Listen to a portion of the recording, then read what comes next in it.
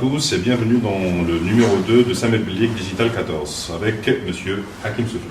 Bonjour Samel, comment vas-tu? Très bien, merci et toi? Marhaba bik. Ouais, c'est nous.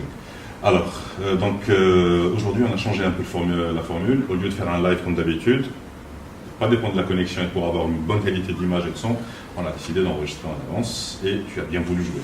Merci. Ah bah écoute, ça me fait plaisir. Moi je suis sûr qu'on va passer un bon moment. On va parler de beaucoup de choses et j'espère pouvoir faire passer des messages et vous dire un peu ce que je pense sur ce sujet-là. Al-Haq, exactement. Donc, comme d'habitude, on va commencer avec traiter quelques sujets d'actualité. Alors, il y a quelques trucs qui se passent en ce moment en Algérie et c'est vraiment sympa. Donc, on a le C2R qui lance un concours pour la création des startups dans les énergies renouvelables. Bah écoute, on a deux thèmes. On a un, la création des startups, et deux, l'environnement et l'écologie.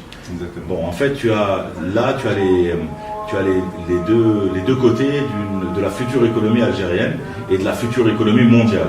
Tu as l'économie de l'environnement qui commence à prendre son essor, et tu as la création des startups qui est à la base de toute croissance d'un pays, parce que ça va être des petites entreprises qui vont grossir et qui sont capables de générer beaucoup de richesses, qui sont capables aussi de générer de la croissance et qui sont capables de générer de l'emploi. Tout à fait. Et en plus, donc la semaine prochaine, on va avoir Algérie 2.0. Ils vont justement participer à ça. Il va y avoir un concours de start-up pour tout ce qui est énergie renouvelable et... Écoute, pour moi, c'est un passage obligé. Au contraire, ça me démontre qu'il y a quelque chose en underground qui est en train de se passer en Algérie, et notamment à Alger. J'aurais aimé que ça soit un peu partout dans toutes les wilayas, parce que bon, faut arrêter de résumer l'Algérie à Alger. Mais bon, c'est là où ça naît. Et je pense que ça va avoir des conséquences sur les autres wilayas. Et à mon avis, ça va arriver. Mais en tout cas, c'est fantastique. Il y a de l'énergie, on sent que les choses avancent. On sent que les choses bougent, on aimerait que ça aille beaucoup plus vite et on aimerait qu'il y ait une fusion entre, on va dire entre le législateur et la volonté des startups d'aller beaucoup plus loin et beaucoup plus vite parce que c'est leur nature profonde. Tout à fait. Et bien justement, j'aime bien que tu parles du fait que ça se passe à Alger et pas ailleurs dans les régions. Si tu suis l'actualité de la communauté web, tu vois qu'en ce moment, en fait, de plus en plus en train de sortir d'Alger, d'aller vers d'autres villes. J'en ai vu à Constantine, à Tlemcen, à Oran, à Béjaïa, à Le Roi. Bref, ils sont en train de partir un peu partout. Il y a Yasser Al-Islam qui est en train d'animer un peu partout. Il y a Karim Brouri aussi qui est en train de faire ça en se déplaçant un peu partout.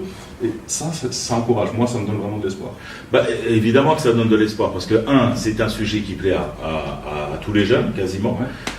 Du moins la grande majorité. Et deux, c'est l'avenir. On ne peut pas cesser de le répéter. C'est l'avenir.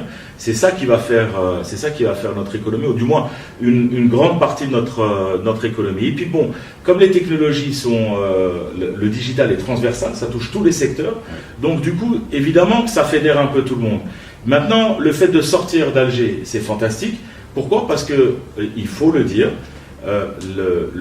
La capacité, le niveau des étudiants algériens, le niveau de la jeunesse algérienne, parce qu'il y a beaucoup d'autodidactes, se retrouve dans toutes les wilayas. Tu trouveras des perles dans toutes les wilayas. J'ai connu des gens qui n'avaient pas la possibilité, par exemple, d'étudier les cours d'anglais. Bon, grâce à Internet, ils y sont allés, ils étaient dans l'extrême sud du pays, ils ont eu leur connexion, ils ont organisé leur propre façon d'apprendre, et maintenant ce sont des anglophones, de parfaits anglophones. Donc ça c'est juste pour parler d'une petite chose. Donc oui, d'abord c'est bien de sortir d'Alger, deux, il y a des perles partout, et trois, la jeunesse algérienne est fabuleuse. Les compétences algériennes sont à détecter, à identifier, à faire émerger, et c'est ce genre d'initiatives qui permettent de les faire émerger justement et de les ramener sur des activités qui sont les nôtres, comme les nôtres par exemple. Devant de la scène économique en fait. Oui, avant d'arriver au devant de la scène économique, il faut qu'ils passent par un certain nombre d'étapes et puis voilà. Et puis qu'ils deviennent entrepreneurs, parce qu'en fait, à l'origine, l'acte d'entrepreneuriat est extrêmement important pour eux, et tout le monde veut être son propre patron. Tout à fait. Donc pour moi, je suis très heureux. et je sens qu'il y a quelque chose qui monte, et c'est bien. C'est bien. Très bien. Donc, ce qui nous fait passer justement au deuxième sujet, on a justement donc, les assises régionales des jeunes entrepreneurs. Donc, il y a eu une signature de 9 conventions de formation. Ouais. Donc, en fait, ces assises, ce qui s'est passé, c'est qu'il y a justement la partie exécutive et administrative algérienne qui a rencontré les entrepreneurs et les universités pour créer justement des formations et des conventions de formation entre les deux. Et donc ça aussi c'est pas mal parce que... Bien sûr que c'est pas mal parce que en fait, ce qu'on est en train de décrire et ce qu'ils sont en train de faire, c'est tout simplement de la recherche-développement. C'est faire rencontrer le monde de l'entreprise avec le monde universitaire, des fois même le monde scolaire. J'ai vu des stages, dernièrement j'ai vu des stages de robotique pour les enfants. Ouais. C'était hyper intéressant, des stages de codage. C'était waouh. T'as l'impression que ce qui se fait ailleurs, eh ben nous on le fait de manière totalement naturelle et on est en train de préparer cette nouvelle génération à arriver. Ouais, non, je trouve que c'est fantastique. Bon, maintenant évidemment il y a des freins, il y a des blocages, mais c'est pas ça qui doit nous stopper. Ça nous a jamais arrêté. Bah écoute, ça fait, on est là et on est toujours là. Et Inch'Allah, ça nous ralentit peut-être un peu, voilà, mais Inch'Allah, on sera toujours là. Bravo. Inch'Allah. Donc, aussi, pour la dernière news algérienne, donc on a l'ASAL, ASAL, donc organise des journées portes ouvertes sur le programme spatial national à partir de lundi à Alger. Alors, moi, j'ai vu et j'ai entendu parler de ce programme il y a quelques temps, quand j'ai commencé à m'intéresser à tout ce qui est astrophysique, etc. Ouais. Je suis totalement nul là-dedans. Mais le truc, c'est que quand j'ai entendu parler qu'une sonde s'était posée sur Mars il y a 2 jours, là, je me suis dit, il y a vraiment quelque chose à faire. Il se passe des choses. Ouais, c'est la vérité est ailleurs, tu vois. Bon, maintenant que nous ayons un programme spatial, c'est sympa. Ouais. Apparemment, on a lancé deux satellites. Écoute, il y a des femmes et des hommes qui évoluent dans ce secteur-là. Il y a des femmes et des hommes qui font que le programme spatial est une réalité en Algérie. Eh ben, écoute, je suis content parce que, on y arrive, bon gré, mal gré. Ça existe, ça se fait. Ça me fait sourire dans le sens où je me dis, il y a quelque chose. La seule chose que je reproche, c'est ce manque de communication. Exact. J'allais en venir à ça en fait. Un petit coup de pouce gratuit, on vous propose. Si vous avez envie de mieux communiquer, je peux vous aider gratuitement. Hakim est là aussi. Avec joie. Pro de la communication. Non, ouais, avec joie, donc, avec joie. On peut vous aider parce qu'on veut voir ce genre de choses. Ouais. On veut que les gens entendent parler de ce que l'Algérie fait de mieux. Ouais. Et écoute, je peux pas dire plus. C'est tout au bénéfice de notre pays, c'est tout au bénéfice des entrepreneurs. Et puis bon, dire aussi qu'on a un programme spatial, pour moi, ça me paraît bizarre. C'est ça. Mais c'est un fait. Oui. Donc c'est fantastique. Il y a l'Algérien en moi, tu vois, l'Algérien négatif qui dit programme spatial en Algérie. Qui menait bouage. Mais finalement, oui. Ouais. On a 2 satellites, on a une sonde posée dans l'espace.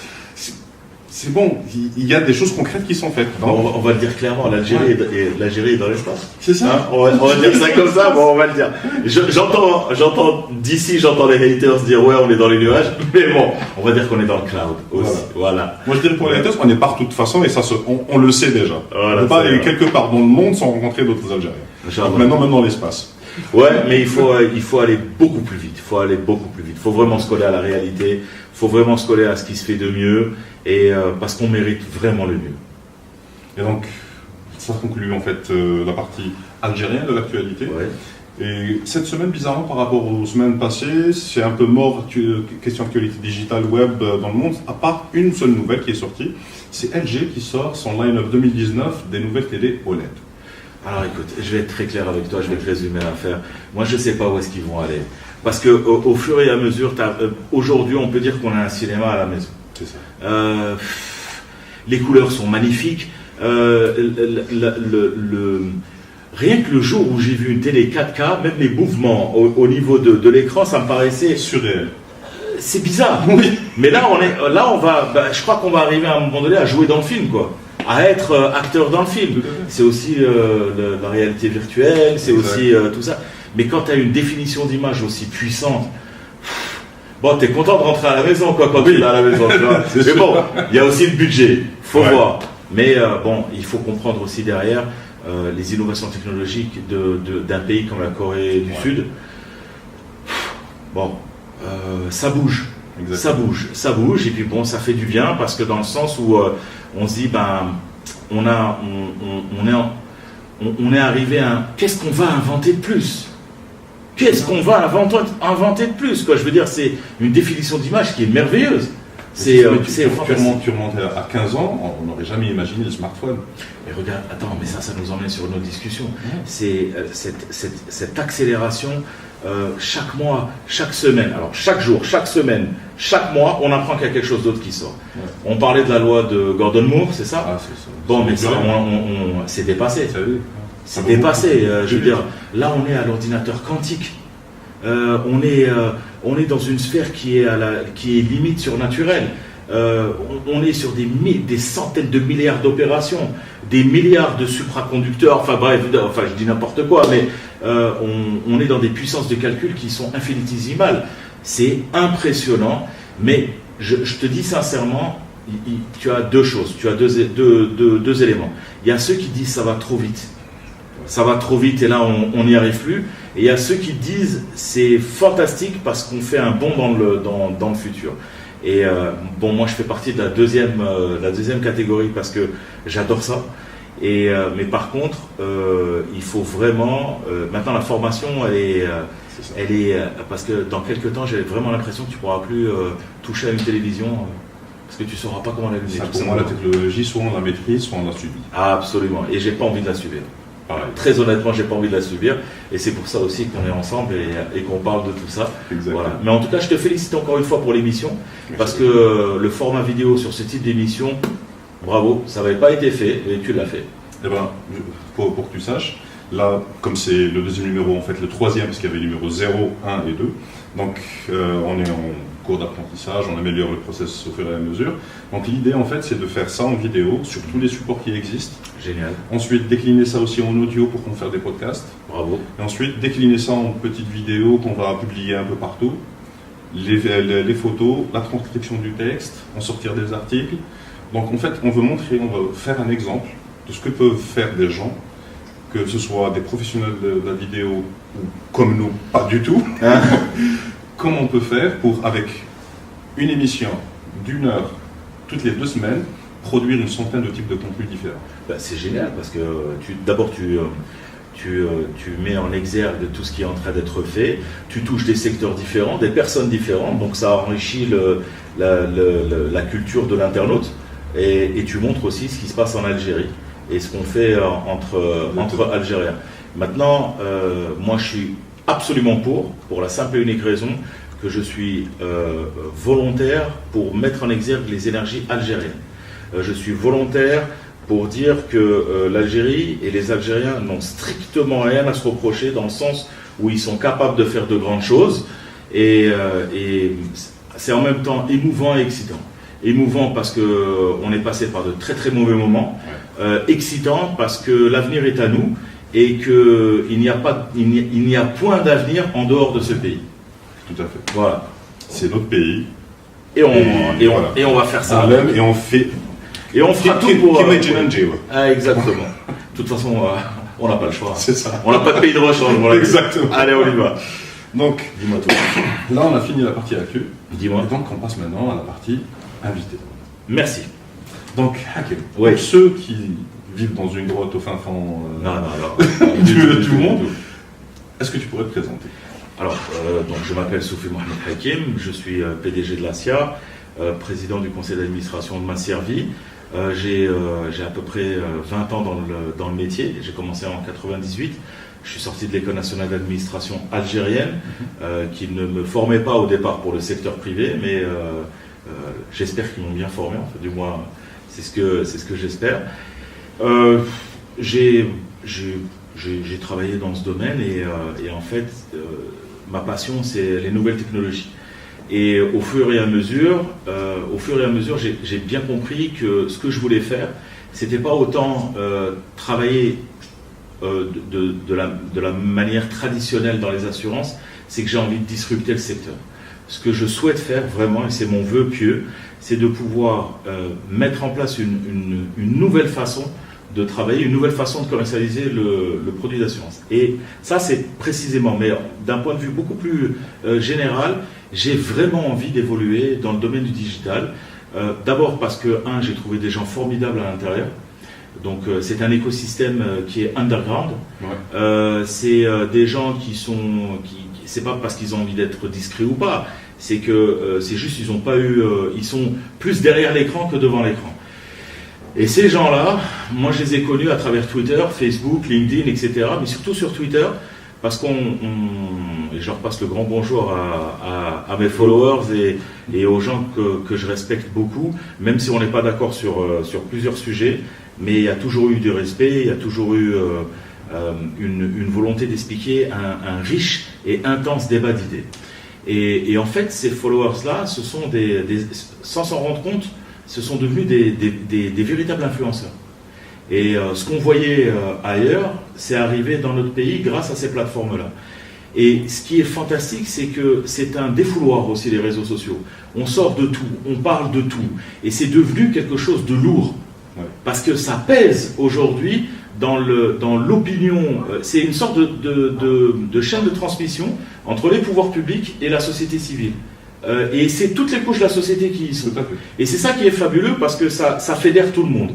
Bon, alors, partant de ce principe, moi ce que je voulais faire, c'était et ce que je souhaite faire, en règle générale, c'est d'être un acteur majeur, que ça soit sur les réseaux sociaux, pour le digital, à travers le digital, et pour tous les secteurs, que ça soit transversal. Pas que sur les assurances. Les assurances, c'est vraiment une rampe de lancement. Je vous donne un exemple tout bête, enfin tout bête, c'est trop dire. Par exemple, j'ai appris il y a quelque temps, on avait fait une étude, et j'avais identifié, détecté un phénomène. En Chine, par exemple, la première insurtech chinoise s'appelle Zhong'an. Alors Zhong'an, c'est 10 milliards de dollars de capitalisation boursière à la bourse de Tokyo, c'est 5 milliards de dollars de chiffre d'affaires et c'est 800 millions de clients en Chine, juste pour l'année 2017. Okay. Rends-toi compte.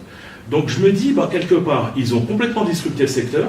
Tu me diras, c'est la Chine aussi, c'est 1,5 milliard, oui. C'est-à-dire on n'arrive pas à ce genre de chiffre par hasard. Évidemment. Mais derrière, qu'est-ce que tu comprends? Zhong'an, par exemple, c'est la somme d'une association Tencent, Alibaba et l'assureur Ping An. Donc tu vois, c'est des gars qui ont une structure physique qui est vraie, qui est là. Et ils ont inventé, ils se sont dit, tiens, pourquoi on ne pourrait pas faire une compagnie d'assurance complètement digitalisée? Et c'est fabuleux, ça fonctionne. Évidemment, la population est différente, le mode de vie, le mode de pensée. L'appui sévère du gouvernement aussi qui pousse ça. Absolument, et qui fait monter en puissance. C'est pour ça que je vous dis, moi, à mon sens, d'abord, il y a tout à faire dans ce pays. Oui. Il y a tout à faire dans notre pays.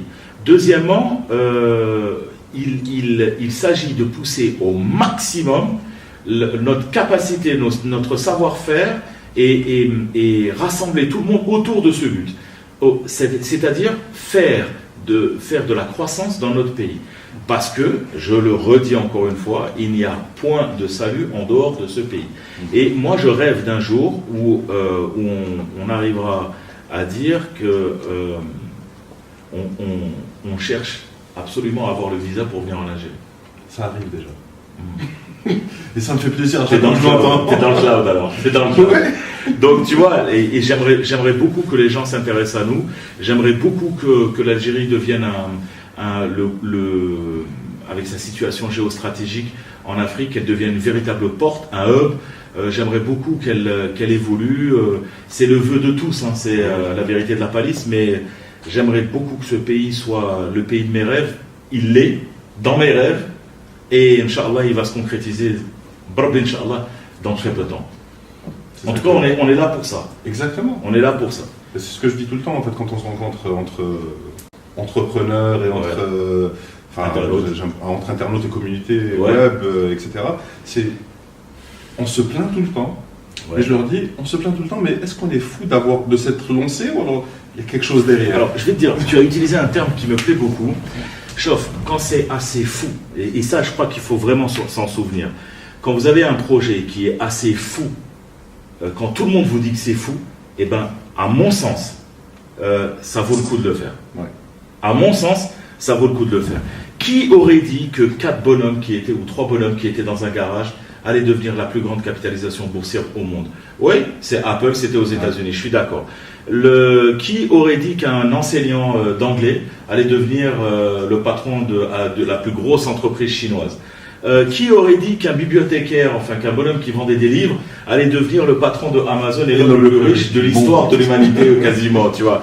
Et je sais que ça relève quasiment de l'impossible et du rêve dans notre pays. Mais je me dis, et si jamais? Avec Internet, rien n'est plus impossible. Absolument. Il faut mettre l'effort et exécuter. Alors attends, il y a un élément aussi. Ça, tu me parles d'Internet qui est capable de le faire. Je suis absolument d'accord avec toi. Mais il y a un élément qu'il faut comprendre. Il nous faut des exemples dans ce pays. C'est ça. Il nous faut des exemples dans ce pays. Il faut absolument prendre une dizaine, une vingtaine, une trentaine d'opérateurs et des petits opérateurs et les faire monter, qu'ils bénéficient de la commande publique, qu'il n'y ait pas de honte à ça, qu'on casse ce tabou. Il faut que ces gens-là réussissent pour que les jeunes se disent on peut réussir dans notre pays. Et c'est empreint de beaucoup d'émotions, c'est avec une emprise, c'est avec beaucoup d'espoir que je le dis, parce que tu sais, ce qui est rageant, c'est qu'on peut le faire comme ça. On peut le faire comme ça. C'est aussi simple que ça. C'est pas une question d'argent. C'est pour moi, avec tout le respect que je dois aux législateurs, c'est un problème de réglementation.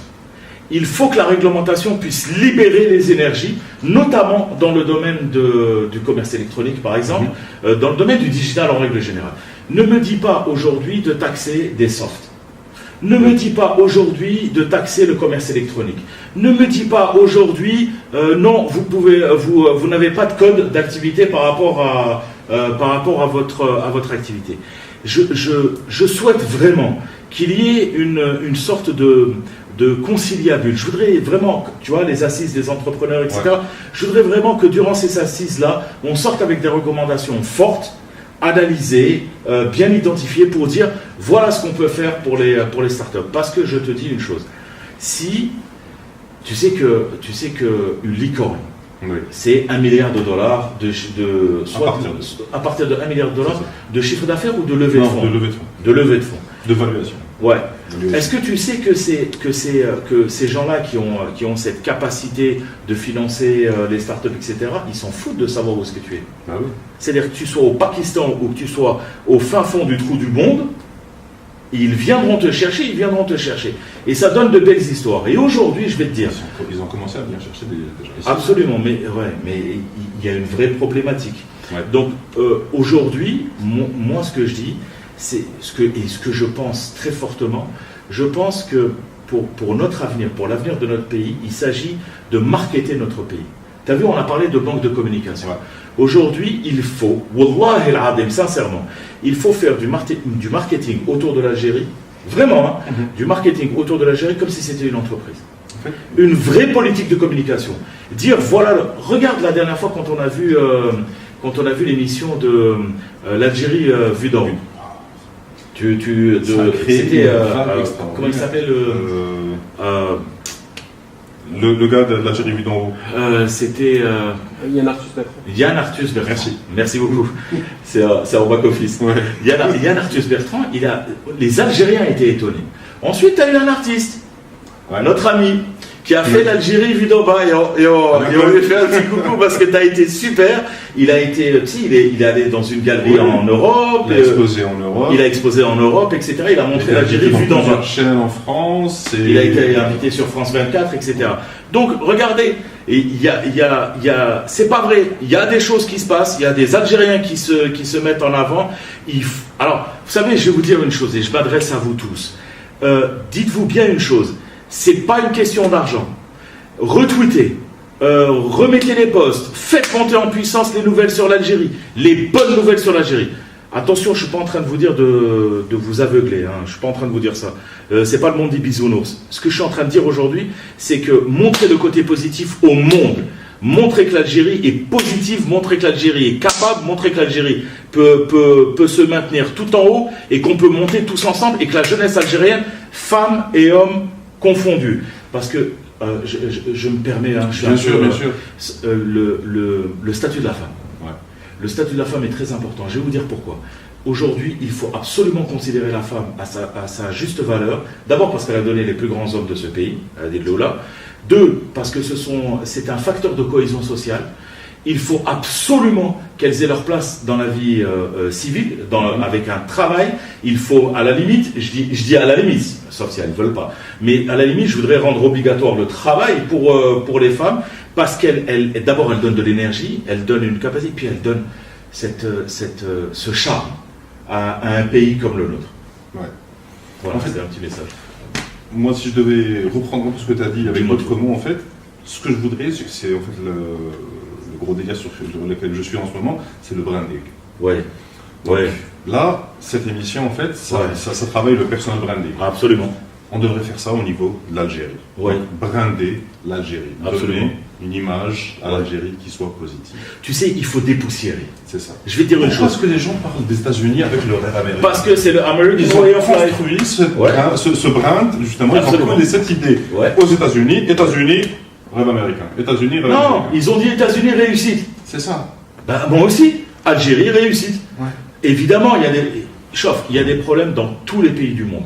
Maintenant, nous, c'est étouffant. Nous, ça devient étouffant.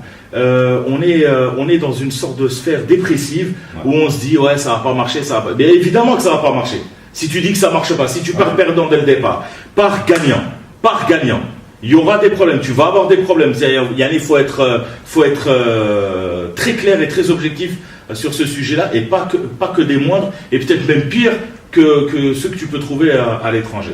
Mais je peux te dire une chose, c'est que l'avenir, et je vais te le dire, et je l'ai dit à des gens, je l'ai dit à des étrangers, où je leur ai dit, vous savez, je vais vous dire une chose, nous on a bien compris le message. Ouais. Nous, on n'a plus envie de s'installer à l'étranger parce qu'on sait capable. Je veux dire, c'est pas trop la peine. Tu vois ce que je veux dire? Les gens qui se sont formés là-bas veulent revenir en Algérie. Donc je veux dire, si, partant de ce postulat, si les entreprises étrangères veulent venir, ça serait magnifique qu'elles puissent le faire.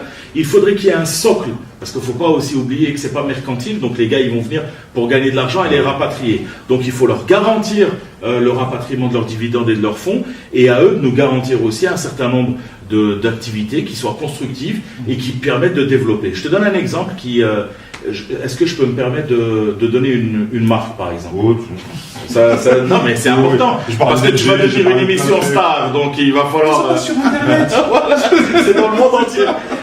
Je te donne un exemple. Il y a une marque étrangère, par exemple, qui m'a étonné, c'est Société Générale. Société Générale, c'est une banque qui se dit algérienne. Ouais. Tu vois, elle considère pas... Bon, évidemment, elles sont toutes de droit algérien, oui. Mais elle veut avoir son ADN algérien. J'ai trouvé ça super. Regarde, par exemple, du côté algérien, la BDL. La BDL qui a remodelé tout son branding. Et ils ont un PDG qui est fantastique. Hein. Il pousse, il est présent sur Twitter.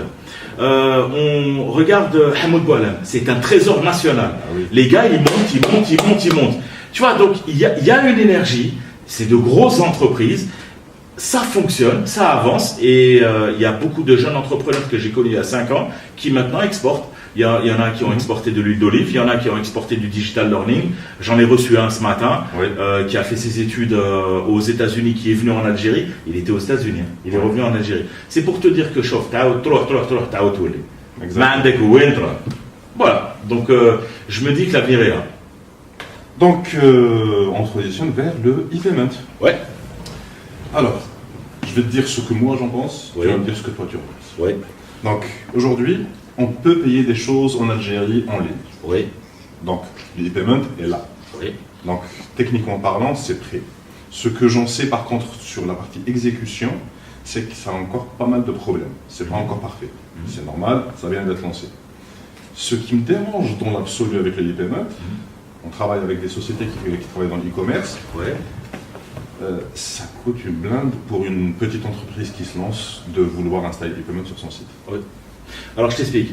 Au premier niveau, tu m'as dit que ça marchait bon gré mal gré. Ouais. Bon, moi je te donne mon expérience, hein, Oui. c'est celle que je connais. Nous on a lancé en 2017, on a lancé le e-payment. Aujourd'hui, sur une seule ligne de garantie, hein. Oui. On en vend 10, on en a digitalisé qu'une seule, et d'autres vont arriver dans très peu de temps. Sur Ma Servie, sur une seule ligne de garantie, à savoir l'assurance voyage, ça représente depuis 2017 1,9% de tout notre chiffre d'affaires. Ça veut dire que, il y a un intérêt, il y a quelque chose, ça fonctionne. On a eu exactement sur quand même un bon nombre d'opérations, on a eu 7 incidents. 7. On en a eu 7. Et on a eu un retour de la SATIM qui était quasi immédiat. On a bossé avec eux, je leur rends hommage, on a bossé avec eux, on a travaillé avec eux, c'était juste fabuleux, très sérieusement, parce qu'ils ont ouvert ça aux grands facturiers, ils ont considéré les compagnies d'assurance comme grands facturiers, t'inquiète pas, j'étais ravi. Et j'ai travaillé avec eux et je leur rends hommage. Ensuite, j'ai eu une deuxième chose, et c'est pour ça qu'il y a des moments où je me dis, mais est-ce que je ne vis pas dans un monde parallèle? C'est pas possible. J'ai travaillé avec les gens de la Poste. Oui. Les gens de la Poste, je te jure, j'ai rarement vu une équipe aussi dynamique que celle de la Poste. Ils m'ont répondu, ils m'ont mis en place la structure, parce qu'ils ont deux plateformes différentes. Oui. Donc du coup, tu sais ce qui s'est passé? À un moment donné, on s'est retrouvé avec un potentiel de clients de à peu près, alors c'était 1 700 000 détenteurs de carte CIB, et sur la Poste, c'était à peu près 7 millions, 7 millions 5, 7 millions 8 prospects. Ouais. Maintenant, on est dans une phase de construction, de récupération de la base de données, enfin, pas de leur base de données, mais c'est-à-dire, on travaille ensemble pour que notre base de données soit totalement bien qualifiée. Et ça fonctionne, les fonds remontent, alors ça va, le système nous permet de recevoir nos fonds sur notre banque. Oui. Tu te rends compte? C'est excellent. Donc, ça fonctionne. Ça fonctionne. Là où je ne suis pas d'accord, c'est que tu n'as pas le droit de laisser, tu l'as commencé, il n'y a pas de problème, tu as initié le mouvement, mais il aurait fallu, et il faut, parce qu'on a encore le temps, il faut tout de suite continuer sur la lancée et ouvrir le e-payment à tout le monde. Encore une fois, je m'excuse, je vais donner quelques noms. Tu as par exemple Batolis. Oui. Tu as par exemple... Batolis. Tu as par exemple Guidini, qui est en train de faire un travail magnifique. Oui. Tu as par exemple Hafalat. Tu as par exemple Nbetou. Oui. Tu vois, tous ces jeunes-là, je te dis, ils ne se payent pas de salaire, les gars. Je sais, non, mais je les connais. Tu vois, on les connaît, c'est des copains. Ils ne se payent pas de salaire. Et ils sont en train de supplier pour y arriver, pour avoir le paiement électronique. C'est des gars qui sont capables de se connecter avec Booking, qui sont capables de se connecter avec Amazon éventuellement. Bref, ils sont capables de faire de grandes choses. Voilà ce que je veux dire. Donc moi, à mon avis, il faut absolument que la SATIM et la Poste puissent les identifier, les contacter. Et si ton émission nous permet de le faire, c'est un petit message. Il faudrait absolument les rapprocher, il faudrait absolument vous rapprocher d'eux. Et de toute façon, leurs coordonnées sont sur leur site web. Ils ont, je vous le dis, ils ont besoin d'ouvrir le paiement électronique sur leur plateforme. Donc peut-être qu'ils n'ont pas pu vous contacter, peut-être qu'ils vous ont contacté, ça s'est pas fait, peut-être qu'ils vous ont contacté, ils vous ont pas renvoyé des informations, parce que tu sais, attention, on dit souvent les pouvoirs publics ils font rien, mais des fois c'est nous qui envoyons pas les données. Je te raconterai une histoire sur des dossiers qui sont arrivés incomplets. Évidemment que le gars il peut pas agir. Donc si c'est possible de vous rencontrer, si c'est possible à travers cette émission que vous ayez la présence d'esprit de les contacter pour leur mettre le paiement électronique sur leur site web, ça serait juste fantastique. Je crois savoir sous toute réserve que la SATIM, je pense qu'elle est en mesure aujourd'hui de permettre le e-payment sur des sociétés qui sont de moyenne dimension ou petite dimension. Mais je voudrais que vous vérifiez, je voudrais que vous alliez les voir, je voudrais que vous les appeliez au moins, que vous leur envoyiez un mail, ils répondent. Et les responsables de la SATIM sont des gens juste formidables. Essayez aussi la Poste, parce qu'il y a beaucoup de choses. J'ai parlé souvent avec le directeur de la communication de la Poste, et ce sont des gens qui sont jeunes, réceptifs, et tout comme nous, Inch'Allah, il faut juste peut-être qu'il y a un manque de communication, peut-être qu'il y a un manque, tu vois, et on n'arrive pas peut-être à se parler. Non, c'est possible. Vous pouvez leur envoyer un mail, ils vous répondront. Vous pouvez leur envoyer, vous pouvez les appeler, et je pense qu'il faut juste un peu insister. Donc, Inch'Allah, effectivement, moi, ce que je voudrais savoir, c'est en fait, imaginons que demain, oui, la SATIM mette en place un système qui permette à n'importe quelle entreprise, oui, de n'importe quelle taille, de se permettre, oui, surtout ça, l'aspect financier, oui, de se permettre de mettre en place le e-payment sur un site web. oui. Demain, je décide de lancer une entreprise où je veux vendre, je sais pas moi, des gâteaux sur Internet, des petits trucs d'artisanat, n'importe quoi. Tu auras besoin de deux choses. Ouais. Tu auras besoin de deux choses. Ah, tu auras besoin des API. Non, tu auras besoin des API pour les mettre sur le site. Et surtout, tu auras besoin de logistique derrière. Oui, non, imaginons que, oui, parce que l'aspect logistique aujourd'hui, oui, il y a des entreprises qui s'en occupent. D'accord. On a EMS, on a plein de privés qui le font aussi, donc cette partie est réglée. D'accord. Donc, en tant que jeune entrepreneur, je sais me débrouiller pour faire vite fait un site web ou je me fais développer un site web. Il manque la question du paiement. Parce que payer à la livraison, en semence, c'est risqué, etc. Ouais. Donc, demain, la SATIM et les banques font en sorte de simplifier le système. J'ouvre mon compte en banque en ouvrant mon entreprise. Oui. Je vais, on me donne directement, voilà ce qu'il faut faire pour mettre ça dans votre site. Ou pire encore, ils te donnent ton registre de commerce électronique directement sur place. C'est pas beau, c'est pas beau ça. C'est magnifique. Voilà. Ils sont en train d'aller vers là. Oui. Le registre de commerce électronique est une condition sine qua non. Ouais. C'est-à-dire qu'il te demande maintenant, quand tu veux faire du e-commerce, la loi est sortie mais les textes d'application pas encore. On demande à ce qu'il soit édité et envoyé au plus grand nombre. Maintenant, quand tu configures une chose pareille, tu crées toutes les conditions, toutes les bonnes conditions pour avoir une économie numérique, l'économie du digital. Tu ouvres tout un pan, tout un secteur, tout un nouveau pan du secteur économique qui est promu par le digital. Et je peux te dire que tu risques d'avoir des surprises parce que les marges de progression peuvent être de 3 voire 4 chiffres. Non mais c'est un truc de fou parce que tu vas permettre à n'importe qui dans le pays de lancer une entreprise à partir de chez lui. Écoute, je te donne un exemple. L'artisan de Babloued, qui sont des artisans merveilleux. Tanhas, par exemple.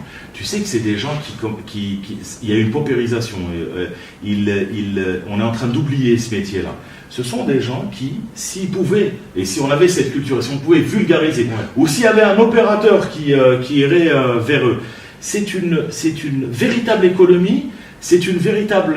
on arriverait à préserver nos traditions, à préserver notre artisanat, donc ça aide dans tout. Donc aujourd'hui, pour répondre directement à ta question, oui, il le faut. C'est une obligation. C'est pas « je voudrais », non monsieur, il le faut. Et je pense que la volonté d'y aller existe. La volonté de le concrétiser existe. Mais bon, maintenant, il faut se bouger, quoi. Ouais. On y va, on identifie les jeunes, on identifie les startups, on fait un appel, on n'attend plus que ça soit la startup qui vienne. Et la startup n'a plus à attendre que les pouvoirs publics le fassent. Rencontrez-vous, allez-y, ils ont une adresse, vous pouvez les trouver sur le site web. Ouais. Bougez-vous. C'est ça. Bougeons-nous. Bougeons-nous tous, effectivement. Ouais. Bougeons-nous tous. Donc on va éviter de continuer sur ce sujet parce que sinon on va rester longtemps. Effectivement. Donc j'aimerais passer au deuxième sujet en fait. Dis-moi.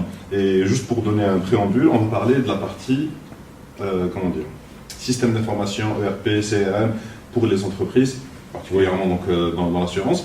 Mais je voudrais parler de l'approche que moi je suis en train d'apporter en ce moment. Oui. Donc je suis dans la communication digitale, donc je conseille les entreprises sur ce qu'ils peuvent faire, etc. Et en général, je me retrouve toujours limité avec la majorité des entreprises parce qu'ils ne savent pas ce qui se passe dans leur entreprise à part la partie comptabilité. Ouais. Donc je leur dis, ok, c'est bien de faire de la pub, mais si votre pub, vous ne pouvez pas mesurer l'impact de ce que vous êtes en train de faire, vous ne pouvez pas savoir si ça a été efficace ou pas. C'est pour ça que le système d'information est important. Parce qu'il te ramène des données en temps réel. Le minimum, c'est vous mettez en place un site web et vous connectez un CRM. Oui. Et il y en a des tonnes gratuits qui existent, donc vous vous aidez à les choisir. Absolument. Et voilà. Et à partir de là, vous connaîtrez vos clients, vous saurez les habitudes qu'ils ont et vous pourrez faire de la publicité et mesurer son impact, et sans parler de tout ce qui va être amélioré au sein de l'entreprise. Le parcours client. Et ça, c'est juste la partie CRM. Ouais, on n'est même pas dans la partie ERP. Absolument. Alors donc, pour l'assurance, comment ça se passe? Pour l'assurance, tu sais, la mise en place d'un système d'information répond à plusieurs approches et surtout à plusieurs règles. La première, c'est la règle qui est universelle, c'est-à-dire on amorce et on négocie notre virage numérique. Et évidemment, il faut que ce soit le premier responsable qui se mette dans la tête qu'il faut que ça change. Donc à partir du moment que le premier responsable a ça dans la tête, il faut qu'il fasse et il faut qu'il puisse fédérer l'ensemble de sa ressource humaine dans cette vision-là. Donc en fait, tu vas partager ta vision, toi, en tant que chef d'entreprise, tu la partages avec l'ensemble de tes collaborateurs. Pourquoi? Parce que c'est un processus qui doit se faire en équipe. Ouais. Tu n'es pas un dictateur à dire, toi, tu vas faire ci, toi, tu vas faire ça, etc. Pourquoi? Parce qu'au bout du processus, il va y avoir des fonctions qui vont être automatisées, donc qui n'auront plus besoin de ressources humaines. Il ne faut pas faire comprendre aux gens que le processus de transformation numérique va faire sortir les gens de l'entreprise et donc de les licencier. Non, il va y avoir une réaffectation. Donc tu accompagnes cette transformation digitale, tu l'accompagnes et tu fais un accompagnement vis-à-vis de tes collaborateurs à ce changement. Et donc tu les montes en compétences. Quand tu les montes en compétences, eux se sentent valorisés. Toi, tu as un système d'information qui te rapporte les KPI, les fameux indicateurs clés de performance. Je te fais une petite parenthèse. Quand tu me parles d'avoir, par exemple, quand tu fais de la pub et que tu as une audiométrie, une médiamétrie, en fait, oui. Bref, tu as un certain nombre de statistiques qui te dit combien ça t'a rapporté, etc. Est-ce que tu sais qu'avec un système d'information, nous, comme le nôtre, par exemple, dans une compagnie d'assurance, quand on fait, par exemple, une communication produit, sur un produit type, par exemple, Assurance Group, par exemple. Sur l'Assurance Group, on a remarqué que quand on faisait ça, on avait quelques semaines après, c'est-à-dire 3-4 semaines après, dans le volume de production, on avait quelque chose qui se passait. Donc on comprenait que c'était dû à ça. Et donc du coup, on pouvait quantifier. Alors à un moment donné, au bout de 4 ans quand même, sur les 4 ans, nous on vit avec les statistiques. Au bout de 4 ans, on savait qu'entre, par exemple, alors j'en référais, à partir de mars jusqu'en mai, on lance la campagne Assurance Voyage. Par exemple, à la rentrée septembre, octobre, novembre, on lance l'assurance groupe, l'assurance temporaire au décès. Tu vois, et c'est des cycles, pourquoi? Parce qu'ils répondent à des cycles de la vie humaine. Les gens partent en vacances, donc ils préparent leur voyage. Ils le préparent, mais ils ne le préparent pas en août. Bah oui. Ils demandent leur visa et c'est assez... le parcours du combattant. Voilà, c'est assez long. Donc ils préparent. Donc généralement, tu prends une marge de 1 à 2 mois avant les dates de départ. C'est ça. Voilà, donc effectivement, l'ERP, c'est quelque chose qui nous permet de bâtir une réflexion et de bâtir une stratégie. Derrière, tu couples ça avec un CRM, tu as ce qu'on appelle la fidélisation client. C'est ça. C'est une définition claire, Customer Relationship Manager. Ouais. Donc, c'est-à-dire que tu as une relation quasi directe avec ton client. Mais le dernier, parce que c'est un triptyque, donc tu as l'ERP, tu as le CRM. Le dernier, c'est tout ce qui est parcours client sur ton site, par exemple. Oui. Alors, tu as deux formes de parcours client. Tu as les parcours clients physiques dans les agences, oui. Et tu as le parcours client digital sur ton site web. Et quand tu arrives, toi, à voir ce qui est en train de se faire, c'est comme si tu étais dans Matrix. Tu te dis, mais attends, mais c'est incroyable, quoi. Ouais. Le gars, il est venu, il n'a pas vidé son panier, je l'appelle une demi-heure après et je dis, voilà, est-ce que vous avez eu un problème? 1, le client se sent valorisé. 2, toi, tu avais sur le site web déshumanisé la relation client. Ouais. Et là, tu la réhumanises en l'appelant et donc tu le considères. Et quand tu les appelles, il y a la caisse de chien, tu vois. Et donc, c'est ce qu'on essaye de faire et ces outils-là nous permettent de le faire. Donc, c'est pour ça que effectivement, l'utilisation des nouvelles interfaces et des nouveaux softs et de la nouvelle méthodologie de travail dans le domaine digital est extrêmement importante pour nous parce qu'elle nous permet à terme de fidéliser le client et de générer un écosystème tellement agréable que le client se dit en fin de compte, j'ai nulle part où aller, je reste à la serre, je reste à ma serre. C'est ça. Voilà. En plus, vous anticipez sur les nouvelles habitudes de consommation des gens. Ouais. On n'est pas encore en Algérie, à ce niveau-là de consommation, ça commence à monter. Absolument. Mais justement, si vous ne vous préparez pas aujourd'hui, dans 10 ans, vous serez vétuste. Absolument. Regarde, je te donne un exemple. Tu as les fameux smart contracts. Ouais. Un smart contract, je vais donner, pour être clair, je vais donner un exemple concret dans le domaine des assurances. Un exemple concret, c'est que par exemple, imaginons que tu prennes une assurance voyage en ligne. Que le jour de ton voyage, il y a une compagnie aérienne qui fait du retard. Et tu sais que dans ton assurance voyage, tu es couvert. Qu'est-ce qui va se passer? Toi, tu es géolocalisé parce que tu as ton contrat qui est sur ton smartphone. Lui, il sait que tu es à l'aéroport. L'intelligence artificielle sait que tu es à l'aéroport parce qu'elle t'a géolocalisé. Mais elle se branche aux bases de données parce qu'elle sait que dans ton contrat, tu pars de tel jour à tel jour et que tu as pris ton billet de la même manière. Qu'est-ce qui va se passer? Ils vont identifier que la compagnie aérienne laquelle tu as choisi est en retard. Ils vont comptabiliser, ils vont donner un ping, ils vont envoyer une instruction à la comptabilité de la compagnie d'assurance qui elle-même est virtualisée, qui va elle-même envoyer un ordre à sa banque pour envoyer les 2000 dinars par exemple de frais pour le paiement du retard sur lequel tu es couvert dans ton assurance voyage. Imagine un cycle pareil. Je te donne un autre exemple. Tu viens dans une de nos agences. On te donne c'est très clair, hein, ça peut être une montre connectée de n'importe quelle marque, hein, et on te dit en cas de problème, voilà ce qui risque d'arriver. En cas de problème pour quelqu'un qui a une attaque ou un truc chez lui, qui n'a personne avec lui, qu'est-ce qui va se passer? La montre va détecter qu'il y a eu une attaque, par exemple, une attaque cardiaque. Elle va pinguer l'assisteur avec qui on travaille, qui est notre assisteur, qui va lui donner l'instruction en lui disant il y a une urgence, il y a quelqu'un qui a une attaque cardiaque. Voilà, voilà le contact, voilà les historiques. Lui, il déclenche une série de procédures qui envoient l'ambulance avec les premiers secours, qui viennent pour le... Rends-toi compte qu'avec la technologie, en la combinant avec de l'assurance, de notre métier, tu vas sauver des vies. Non, mais c'est un truc de fou. Tu es en train de me parler des trucs qui me font rêver dans la vie en général. Mais tu sais que c'est le cas. Hein. Aux États-Unis, c'est en train d'être fait. Tu sais que dans les accidents automobiles, est-ce que tu sais qu'ils t'envoient un drone? Oui. Pour filmer directement et savoir comment se préparer. Absolument. En route directement. C'est aujourd'hui, incroyable. avec les montres connectées justement pour les personnes cardiaques, pour les diabétiques, Absolument. pour les gens qui ont de la tension. Absolument. Et pour les personnes âgées. Maintenant, il y a des détecteurs de chute. Oui. On sait si tu as chuté. Donc, il va détecter au bout de 10 secondes si tu n'es pas responsif. Oui. Ça envoie le signal. À part si tu l'annules directement en route, non, c'est bon, je vais bien. Parce que ça peut arriver. Ça peut arriver. Mais dans l'absolu, c'est quelque chose qui peut sauver la vie. Parce que dans ces pays-là, les personnes âgées vivent tout seules. Donc, ils n'ont personne à côté d'eux. Non, c'est incroyable tout ce qu'on arrive à faire aujourd'hui. Aujourd'hui, regarde par exemple pour la Poste, une idée pour la Poste par exemple. En France, ils donnent une tablette à la personne âgée et tu sais comme ils vivent un peu tout seuls, etc. Le facteur par exemple qui n'existait plus à un moment donné parce que l'humanité n'a jamais autant envoyé de lettres que par mail. Donc du coup, le facteur, c'était un métier qui était en train de disparaître. Est-ce que tu sais que le facteur maintenant en France peut aller à destination, donc à la maison, etc. C'est les enfants de ces gens-là qui disent voilà, est-ce que vous pourriez aller au moins 2-3 fois par semaine, voir s'il va bien, etc. Et sur sa tablette, il dit oui, je viens de parler avec votre mère, tout va bien.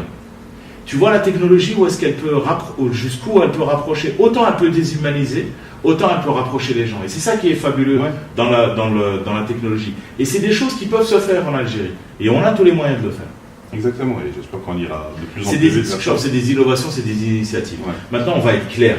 Soit on veut le faire, soit on ne veut pas le faire. Maintenant, c'est soit blanc ou noir. Moi, je veux le faire. Nous souhaitons, notre communauté, on souhaite vraiment que ça arrive, ce genre de choses. Et même si ça arrive petit, il faut encourager ces initiatives, qui sont des initiatives citoyennes. Hein. Exactement. Parce que je ne sais pas si tu remarques, on veut fédérer la société, on veut changer les choses dans notre société, et on veut que ça évolue. Et ça viendra toujours de façon de la société. Ça va s'imposer à nous. Donc là, on passe au dernier sujet, parce qu'il ne reste pas beaucoup de temps. Donc, le dernier sujet, c'est la transformation digitale. Alors, d'un côté, c'est un terme que je entends tellement qui commence à me taper sur le système, parce qu'il est utilisé à tort et à travers. Absolument. D'un autre côté, c'est un terme qu'il faut continuer à utiliser, parce qu'on n'a encore rien fait. Donc, je vais te dire ce que moi je vois, ce que j'appelle la transformation digitale. et tu vas me dire ce que toi tu en penses et ce que tu as fait jusqu'à présent dans ça. Donc pour moi, ce que j'entends en général, quand les gens parlent de transformation digitale, ils pensent à communication digitale. Et ça, juste non. Voilà, on arrête là. Voilà, on arrête là. Donc une transformation digitale, c'est on prend une entreprise. On va prendre un exemple d'entreprise algérienne, étatique, qui travaille au papier stylo. D'accord. Il y a même des privés qui travaillent au papier stylo. C'est juste pour la caricature. D'accord. Voilà. Donc on prend ça.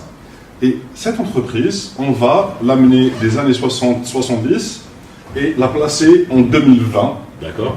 En automatisant tout ce qui peut être automatisable, en mettant en place des systèmes d'information, en faisant en sorte que le travail quotidien des gens et des employés soit le plus simple possible, que les clients de cette entreprise, que les fournisseurs de cette entreprise soient aient des interactions les plus fluides possibles avec cette entreprise, que tout soit automatisé et que tout soit digitalisé, c'est-à-dire que, pas plus de papier, mais toutes les informations sont déjà stockées sur des serveurs, sur le cloud. Je te donne un exemple, les archives.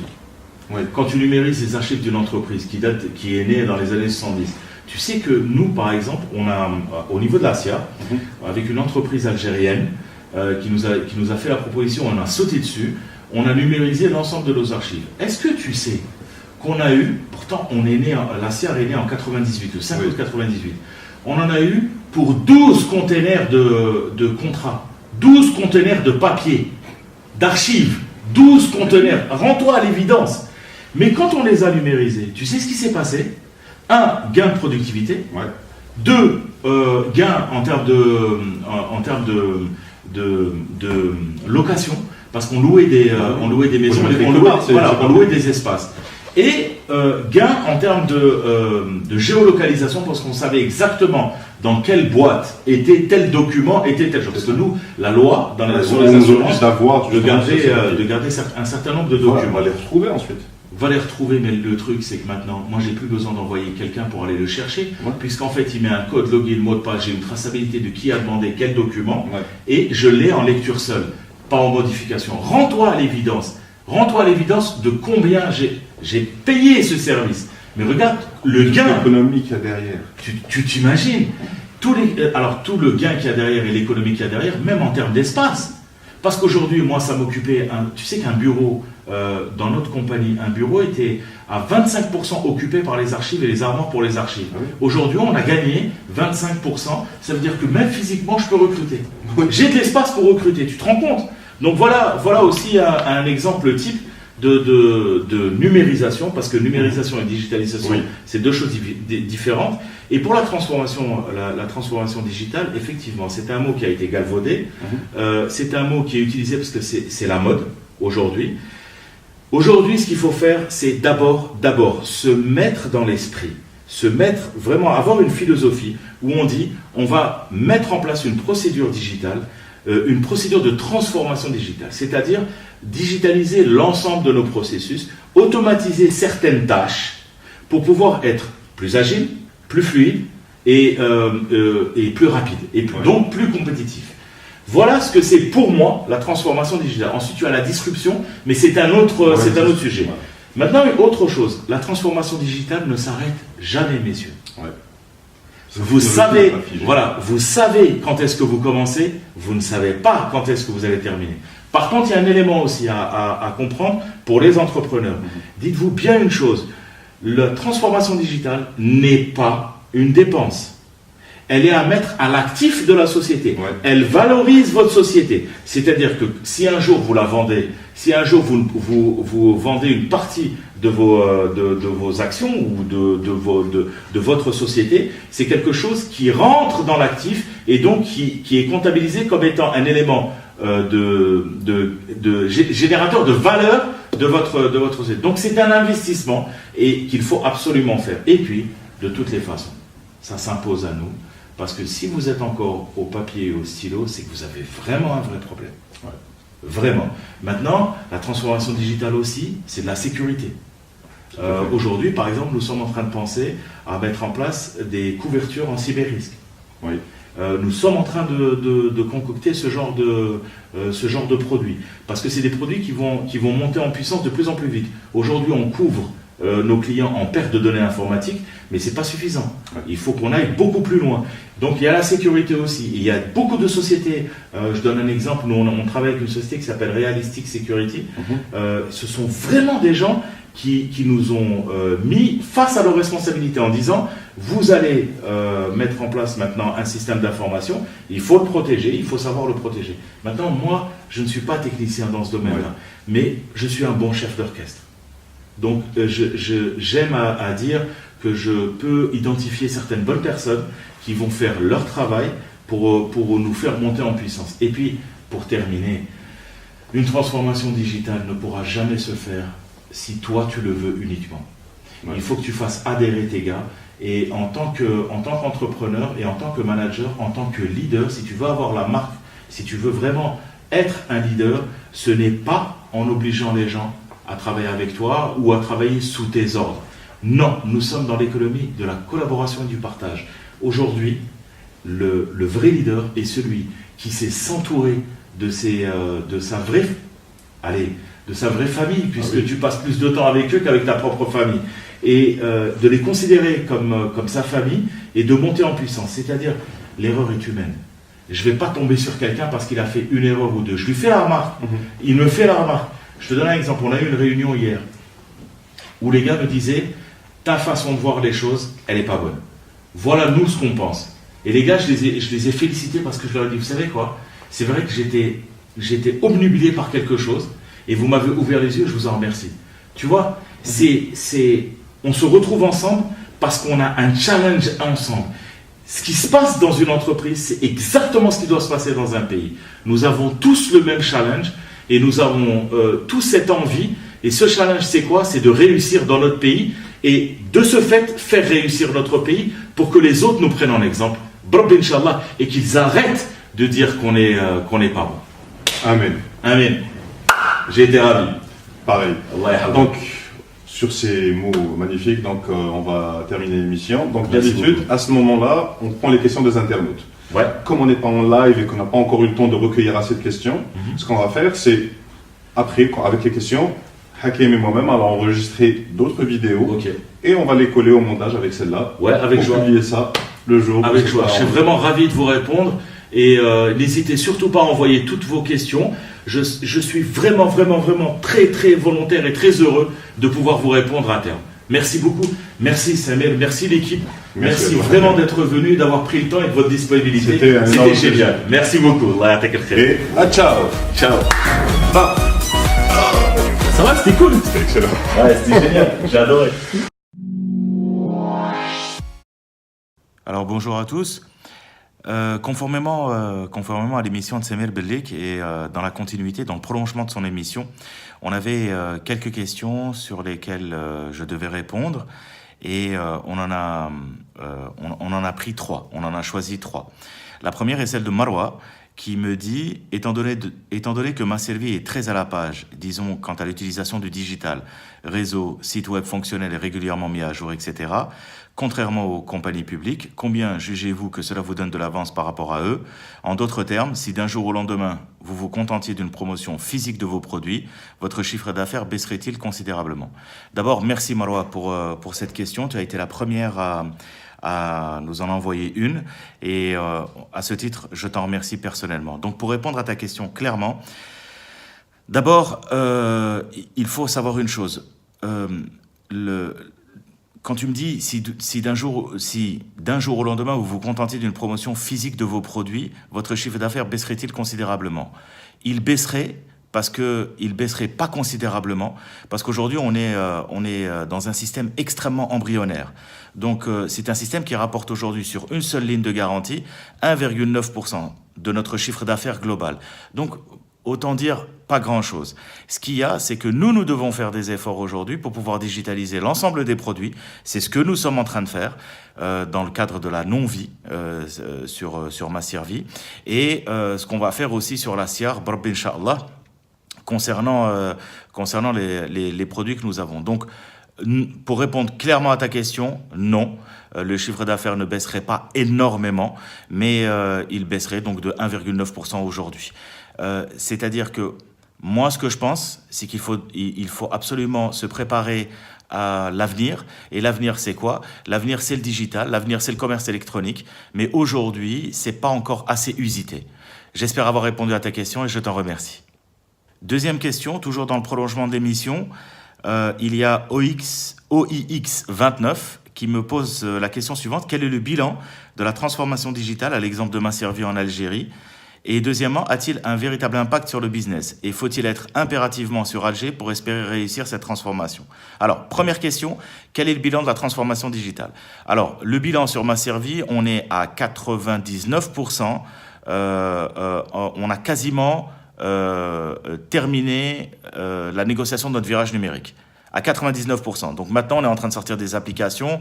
On est en train des applications en interne qui nous permettent de dynamiser, de rendre plus productive notre activité.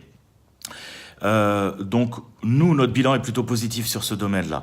A-t-il un véritable impact sur le business? Oui. Oui, à deux niveaux. La première, c'est cette formidable utilisation du e-payment par nos clients. C'est le fait de voir se multiplier le nombre d'opérations sur notre site web et de pouvoir nous monter en puissance pour connaître le parcours client, pour déterminer le type de garantie qu'ils souhaitent avoir, et puis surtout cette forme d'adaptabilité des clients algériens sur ce nouveau mode de commercialisation, et puis ça nous ouvre aussi un nouveau réseau. Donc tout ça fédère le fait que ça a un véritable impact sur le business. Deuxième chose, pourquoi impact sur le business? Parce qu'il y a aussi l'image. L'image joue énormément. Donc le fait d'avoir ce site web marchand, ça nous permet à nous de monter en puissance, ça nous permet à nous d'avoir une plus grande productivité, de diminuer nos coûts nos charges et nos coûts de gestion par rapport à la vente physique et de monter en puissance. Donc voilà un peu pour répondre à ta question. Et enfin, et faut-il être impérativement sur Alger pour espérer réussir cette transformation? Alors j'ai pour habitude de dire que Alger, c'est pas l'Algérie. Et l'Internet a cette formidable faculté de ne pas avoir de frontières. Donc non, tu peux être là où tu veux. Et tu peux monter ton site web marchand à condition que tu mettes toutes les conditions de sécurité et de logistique. Sécurité pour préserver les données de tes clients qui viennent et qui te font confiance, et de logistique pour pouvoir leur transmettre, soit par mail, soit si c'est un élément physique par la poste, par DHL, par UPS, enfin bon bref, par l'ensemble des vecteurs qui te permettent d'envoyer ton produit qui a été payé préalablement par ton client. Et asseoir une sorte de fidélisation, d'abord une relation et pérenne avec ton client, et une fidélisation de ton client vis-à-vis de tes services. Merci 1000 fois. Troisième question et dernière à laquelle je vais répondre, et merci à tous les autres qui nous ont envoyé. Je suis vraiment désolé de ne pas pouvoir vous répondre, et Inch'Allah, on aura encore d'autres occasions. Donc troisième et dernière question. Comment peut-on appliquer la transformation digitale lorsqu'il n'y a pas de paiement électronique en Algérie? 1. Quelles sont les possibilités que le digital offrira à notre pays? 2. Et quel est le résultat positif ou négatif du passage au digital? Bon, comment peut-on appliquer la transformation digitale lorsqu'il n'y a pas de paiement électronique en Algérie? Alors, il y a un paiement électronique en Algérie, c'est la SATIM qui le gère. Aujourd'hui, c'est ouvert aux grands facturiers, et je pense, sous toute réserve, que ça a été ouvert maintenant désormais à l'ensemble des détenteurs de sites web marchands ou des entrepreneurs qui ont des startups et qui veulent vendre sur Internet. Donc, rapprochez-vous de la SATIM. Vous avez leur adresse email. Vous allez sur le net, vous demandez l'adresse email. Autre chose. Mettez-vous en contact avec la SATIM, mais mettez-vous aussi en contact avec la Poste. C'est extrêmement important. Ça vous ouvre, cumulé, ça vous ouvre 8 millions de clients potentiels en Algérie, détenteurs de cartes. 1 700 000 sur les cartes CIB et 7 700 000 à peu près sur la Poste. Donc c'est très important. Oui, il y a du e-payment. Simplement, maintenant, il faudrait le vulgariser, et c'est aussi l'idée que nous sommes en train de promouvoir, et pour laquelle je veux absolument porter un message au pouvoir public. Il faut absolument généraliser le paiement électronique à l'ensemble des opérateurs. Il faut y aller, ça permet de la traçabilité, ça permet de faire entrer l'informel dans le formel, ça permet de fluidifier de fluidifier les flux financiers. Donc c'est extrêmement important et surtout ça permet aussi aux gens qui n'ont pas trouvé de travail mais qui ont une idée et qui deviennent entrepreneurs, et ça c'est magique, de pouvoir vendre leurs produits et de pouvoir aussi s'auto-promouvoir et d'avoir une vie entrepreneuriale à proprement parler. Donc il y a un paiement électronique en Algérie, il faut se rapprocher des institutions qui les gèrent. Quelles sont les possibilités que le digital offrira à notre pays? Je t'ai un peu répondu dans la première question. Les possibilités sont infinies. Parce que d'abord, pour notre pays, c'est ouvrir une nouvelle page de l'histoire de notre pays dans le commerce. C'est-à-dire qu'aujourd'hui, on ouvrira, grâce au paiement électronique, on ouvrira de nouveaux sites web, on ouvrira une nouvelle page de l'entrepreneuriat dans notre pays, et on ouvrira aussi, on offrira une nouvelle vitrine à notre pays qui est extrêmement importante. Parce qu'aujourd'hui, nous n'avons pas de pays de rechange, comme avant d'ailleurs, nous n'avons pas de pays de rechange, nous devons réussir dans notre pays, c'est notre devoir, et c'est surtout une exigence qui est absolument légitime. Nous devons réussir dans notre pays, par notre pays, pour notre pays et à travers notre pays. Quel est le résultat positif ou négatif du passage au digital? J'en vois pas de négatif. Le seul éventuellement négatif que je pourrais voir, c'est je pense, la déshumanisation de la relation client. Et la déshumanisation de la relation client, parce qu'en fait, vous allez avoir des clients qui vont venir sur votre site web, ils vont pas pouvoir parler avec quelqu'un, etc.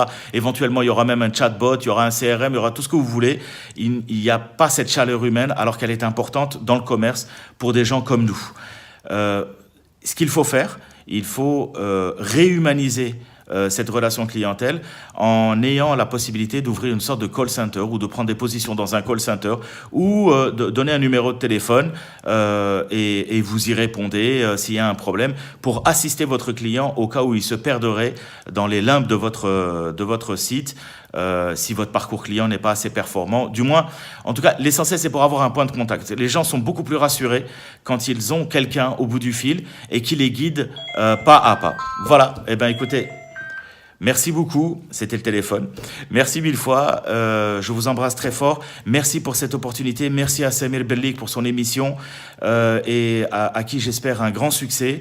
Il faut promouvoir l'Internet, il faut promouvoir le commerce électronique, il faut promouvoir l'intelligence artificielle, l'IoT, la 5G, la 4G. Il faut aller de l'avant, il faut utiliser les nouvelles technologies de l'information.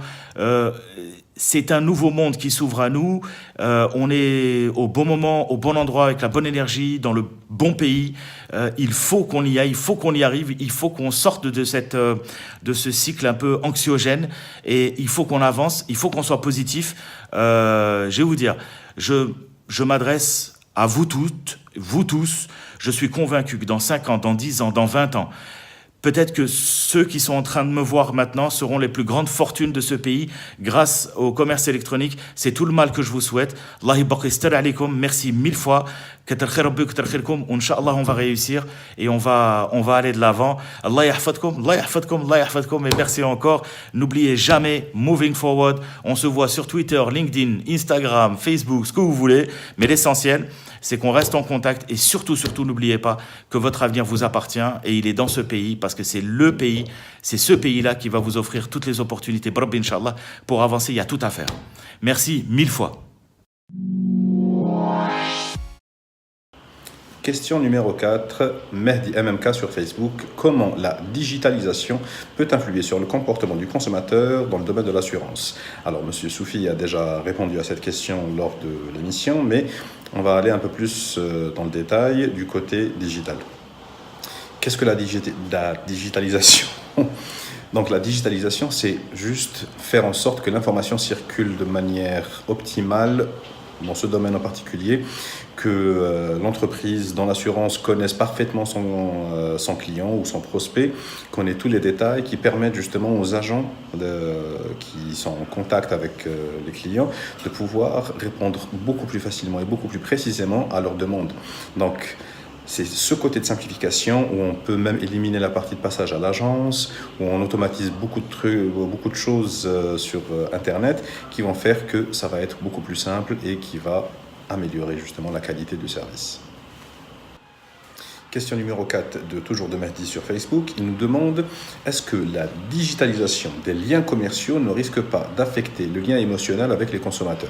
C'est-à-dire, si on élimine complètement le contact humain, est-ce que ça ne va pas justement amoindrir la qualité du service? Donc Mehdi, en fait, la digitalisation n'implique pas forcément l'élimination du facteur humain. On va juste simplifier le travail des agents commerciaux et des agents d'assurance. Ces personnes-là auront à leur disposition justement beaucoup plus de données concernant le consommateur. Le consommateur, s'il veut toujours partir à l'agence, l'agent qui les recevra les connaîtra beaucoup mieux. Et il connaîtra leurs antécédents, leurs passifs, leurs intérêts, leurs préférences, et justement pourra mieux les conseiller. Et s'ils ne veulent pas aller à l'agence, et donc pour les personnes qui, comme moi, ne veulent pas se déplacer tout le temps parce qu'on a beaucoup de choses à faire pendant une journée quand on travaille, donc on pourra tout régler à partir d'Internet. Et là, on pourra avoir aussi le même agent, mais au téléphone, ou bien par chat, directement sur le site. Et donc voilà, ça ne va pas vraiment impacter, sauf si on va vers complète déshumanisation, ce qui n'est pas la digitalisation. Question numéro 6, Mehdi qui nous pose la question sur Facebook encore. Donc, que deviennent les métiers tels qu'experts en sinistre si on continue à éliminer le facteur humain? Donc Mehdi, comme j'ai dit dans la question précédente, on ne veut pas éliminer le facteur humain. On veut aider l'humain justement avec des outils qui l'aident dans son travail, qui facilitent son travail et qui améliorent la qualité et le rendu du service. Donc l'expert en sinistre, effectivement, sera toujours quelqu'un qui est extrêmement important dans le domaine de l'assurance. Il pourra être aidé grâce à des outils qui lui permettront d'identifier plus facilement les sinistres, leur origine, éviter la fraude et ce genre de choses. Donc on peut imaginer dans un futur très distant qu'il se fasse aider par des drones qui peuvent aller justement directement scanner les véhicules en 3D ou bien même faire des scans en 3D à l'intérieur du véhicule. Cette technologie existe déjà, donc pour savoir s'il y a eu des dégâts internes au véhicule, chose qu'on ne peut pas faire aujourd'hui justement, et améliorer le service en général. Alors, dernière question de la part de mademoiselle Lilia Gnah. Elle nous parle de l'e-commerce et de la possibilité d'avoir une assurance qui couvrirait les e-commerçants contre les retours et les personnes mal intentionnées qui font justement se déplacer des livreurs pour rien.